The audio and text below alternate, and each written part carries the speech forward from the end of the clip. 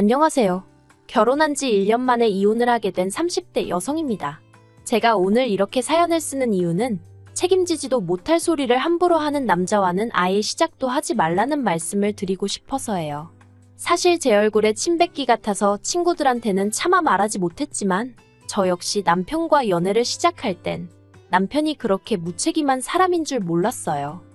남편과는 사회생활을 하면서 자연스럽게 알게 된 사이예요. 오며 가며 서로에 대한 호감을 갖게 되었다가 남편이 먼저 한번 만나보고 싶다는 표현을 해오면서 연인이 되었지요. 당시 저희 둘 다 20대 후반으로 결혼까지 생각하고 시작한 만남은 아니었고요. 하지만 인간관계라는 게 제가 뜻한 대로만 흘러가는 건 아니대요. 사귄 지 3년쯤 되니까 남편이고 저고 누가 먼저랄 것 없이 우린 나중에 결혼하면 이렇게 살자. 애는 몇 명 낳자.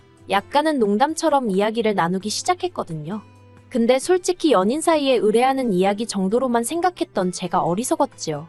왜냐하면 그러다 보니까 어느샌가 저희 둘이 결혼하는 게 당연한 일처럼 되어 있었거든요. 그래서 남편을 사랑한 것과는 별개로 결혼에 대한 100%의 확신이 있어서라기보다는 약간은 분위기에 휩쓸려서 결혼을 하게 된 듯합니다.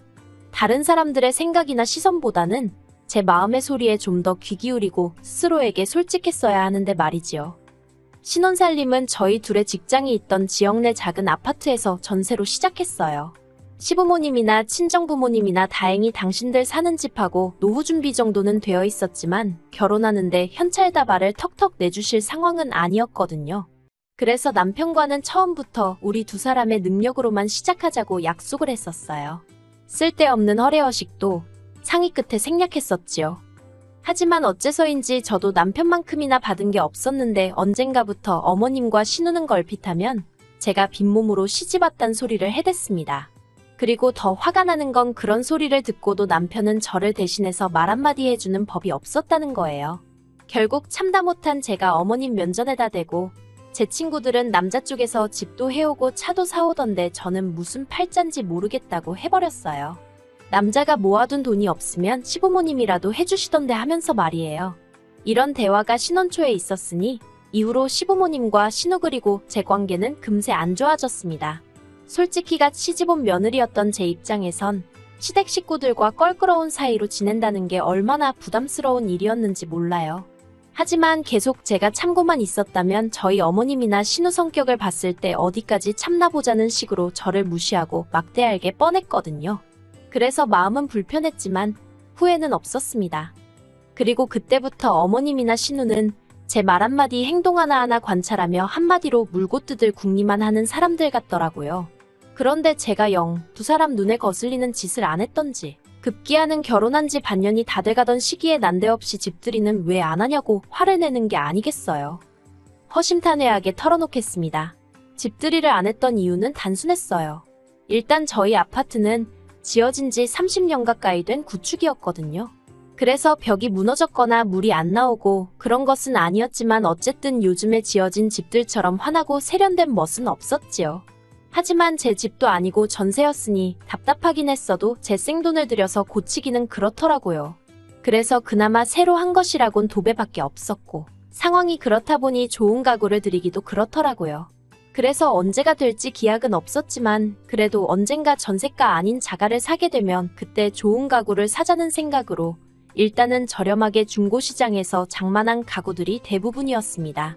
그렇다 보니 솔직히 살기야 살고 있어도 남을 불러서 자랑을 한다던가 그러고 싶은 마음이 없었네요.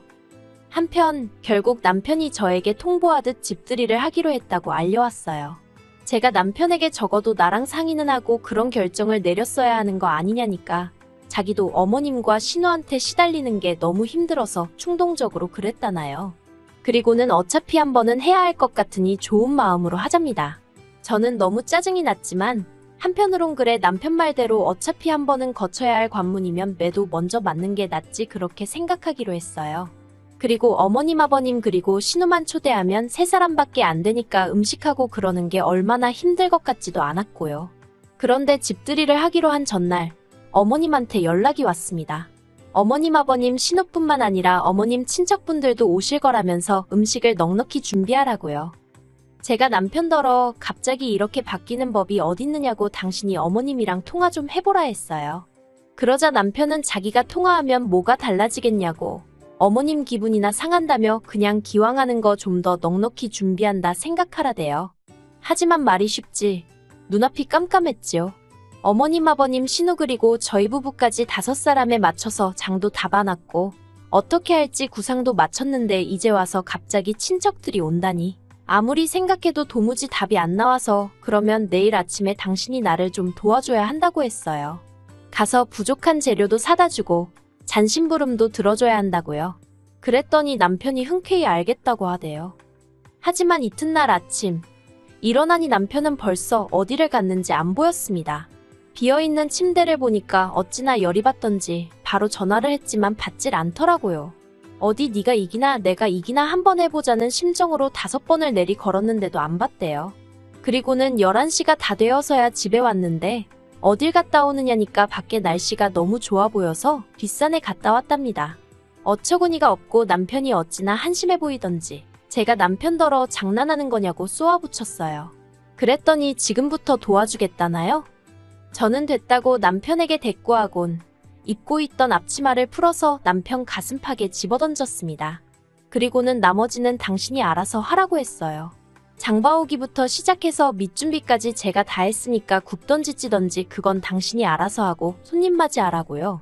그러고 저는 제 핸드폰과 차키를 챙겨서 현관을 나섰습니다. 남편이 저더러 이렇게 해놓고 지금 어딜 가냐며 화를 내길래 나도 날씨가 너무 좋아 보여서 친정에 간다고 받아쳐버렸지요. 그리고는 저는 진짜로 친정에 갔어요. 사실 친정은 저희 집에서 차로 40분 거리로 그렇게 멀진 않았거든요. 하지만 결혼 후에는 특별한 이유 없이는 찾아가지 않았습니다. 친정 부모님도 각자 하시는 일이 있어서 바쁘시기도 했고 솔직히 결혼 후부턴 보통 힘들고 지칠 때마다 친정 생각이 많이 났는데 행여 친정 부모님이 속상해하실까봐 더 발걸음을 안 한 것도 있네요. 아무튼 그렇게 친정에 도착하니 친정어머니가 깜짝 놀라시면서 연락도 없이 무슨 일로 왔냐고 하셨습니다. 그런 친정어머니께 저는 그냥 엄마가 해주는 밥이 먹고 싶어서 왔다고 했어요. 하지만 그 말에 많은 뜻이 숨어 있다는 걸 굳이 설명하지 않아도 친정어머니는 바로 이해하시더라고요. 무슨 속상한 일이라도 있었냐면서 이야기해보라고. 그래서 그간 어머님이나 신우가 저에게 함부로 했던 것부터 시작해서 집들이 얘기까지 다 털어놓았습니다. 친정어머니는 한참을 말없이 듣고 계시더니 오늘은 어쨌든 왔으니까 좀 쉬다 가라 하셨어요. 저더러 잘했다 못했다 그런 말씀은 안 하셨고요. 그리고 한편 제 핸드폰은 불이라도 난 것 마냥 계속해서 전화벨이 울려대고 나중엔 문자가 폭탄처럼 오대요. 남편은 저더러 무책임하다. 일을 이렇게 벌려놓고 어쩔 셈이냐? 아주 혼자서 똥줄이 탔는지 난리가 났더라니까요. 그리고는 급기야 어머님으로부터 전화가 걸려왔습니다. 저더러 지금 당신 얼굴에 먹칠을 하려고 작정을 했냐면서 이게 무슨 짓거리냐고 화를 내시대요. 그래서 처음부터 집들이도 어머님하고 어머님 아들 둘이서 정한 일 아니냐고 왜 저한테 그러시냐 했어요. 그래도 제가 식사하실 수 있게 밑준비는 다 해놨으니 남편더러 차리게 하시란 소리도 했고요. 어머님이 저더러 하는 짓마다 마음에 안 든다고 하시던데 제가 차마 저도 어머님 하시는 행동 다 마음에 안 들어요 그 소리는 못했네요. 저는 저녁 8시가 다 되어서야 집으로 돌아갔습니다. 집에 도착하니 가관도 아니더라고요. 부엌은 엉망이 되어 있고 거실에서 뭘 했는지 장판도 여기저기 찍혀 있고 전세 끝나고 물어주고 나갈 생각에 벌써부터 머리가 지끈거리더라니까요. 그리고 그때 남편이 저를 보더니 진짜 이렇게 했어야 했냐입니다. 그래서 저도 남편에게 당신은 내 부탁을 귓등으로도 안 듣지 않았냐고 그래놓고 나에게 뭘 바라냐 했어요. 그러자 남편이 할 말이 없다면서 이렇게 제가 화를 낼 줄은 몰랐다고 미안하다 하대요. 솔직히 그 미안하단 말 한마디에 제 마음이 전부 다 풀리지는 않더라고요. 하지만 친정부모님이 하신 말씀도 있고 일을 더 키우고 싶지도 않아서 그 정도로 하고 넘어갔습니다. 그런데 이게 웬걸. 사람이 집 어렵게 못 준다더니 또 무턱대고 일을 벌려놓고 저를 찾더라니까요. 지난달 어머님의 생신이었어요. 진작부터 남편과는 양가 부모님 생신은 각자 알아서 잘 챙기자는 쪽으로 이야기를 했었거든요. 그래서 친정 부모님 생신 때도 제가 주도하여 남편을 데리고 가서 밥 한 끼를 먹고 왔고요. 용돈도 재벌이에서 드렸어요.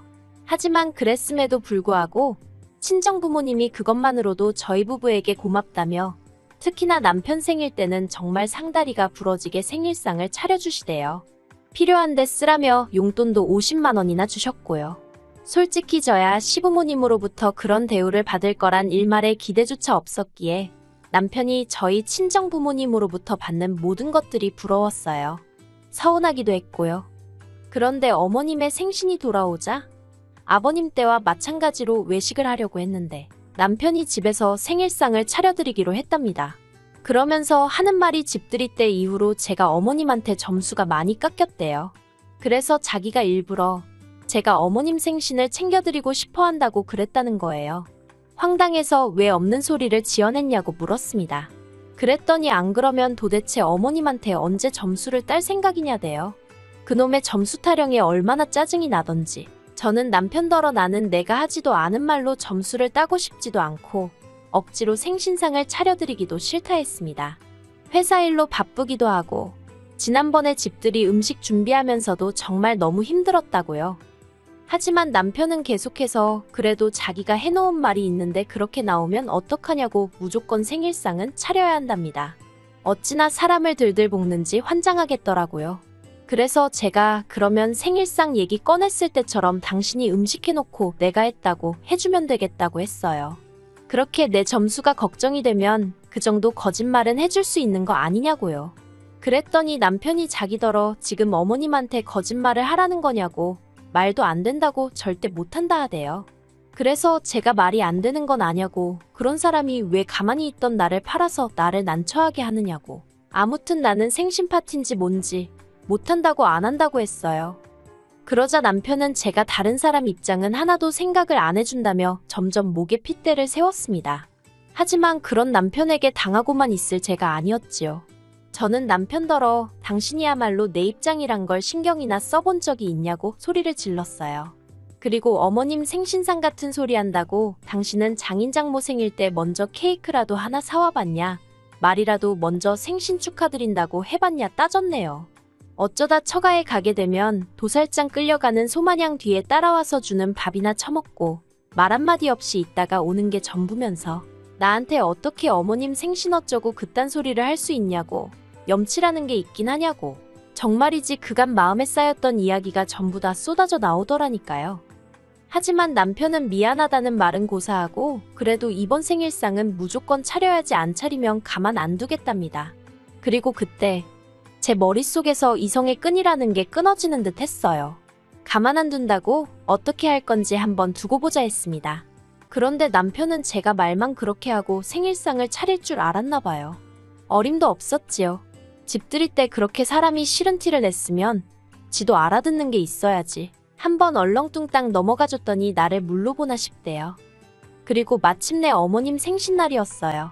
주말이기도 했고 그래서 오전 10시 반쯤 느지막이 일어나 커피도 내리고 토스트도 만들었지요. 그렇게 여유있고 한가한 시간을 보내고 있는데 머리가 떡이 된 남편이 안방에서 나오더니 저를 보고는 지금 몇 시인데 왜 아무것도 안 하고 그러고 있냐는 거예요. 내가 뭘 아무것도 안 하고 있냐고 지금 아침 먹는 거 안 보이냐 했습니다. 그랬더니 남편이 한다는 말이 미역국 안 끓이냐고 어머님이 점심때 오시기로 했다나요. 저는 어머님이 점심에 오시는 줄도 몰랐어요. 아무튼 제가 남편더러 그걸 아는 당신은 이제껏 잔 거냐고 자식이 돼서는 왜 그 모양이냐고 한마디 했네요. 이후로 빨리 뭐라도 하라고 저를 재촉하는 남편을 향해 당신이야말로 미역국이라도 끓이라고 한마디 했어요. 어머님 생신상은 순전히 당신 생각이었으니 당신이 처음부터 끝까지 책임지라고도 했지요. 솔직히 말해서 혹시나 남편이 저보다 일찍 일어나 뭐라도 하려고 흉내라도 내고 있었으면 저도 마음을 달리 먹고 도와줄 생각이었거든요.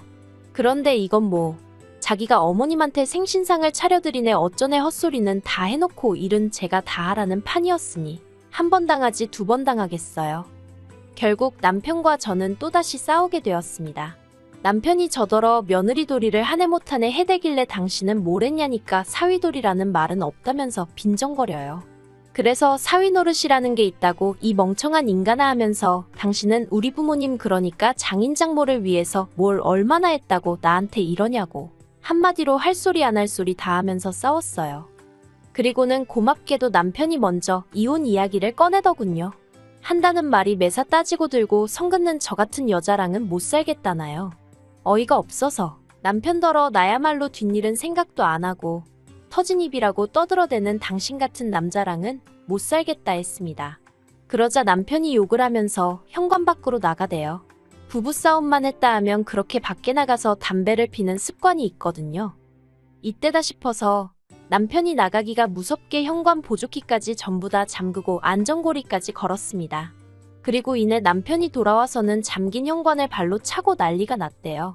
게다가 그새 시간이 흘러서 어머님 아버님의 신호까지 왔더라고요. 다들 이게 뭐하는 짓이냐며 저만 나쁜 인간으로 몰아가는데 정말 지긋지긋하더라니까요. 결국 남편과 저는 이혼을 했습니다.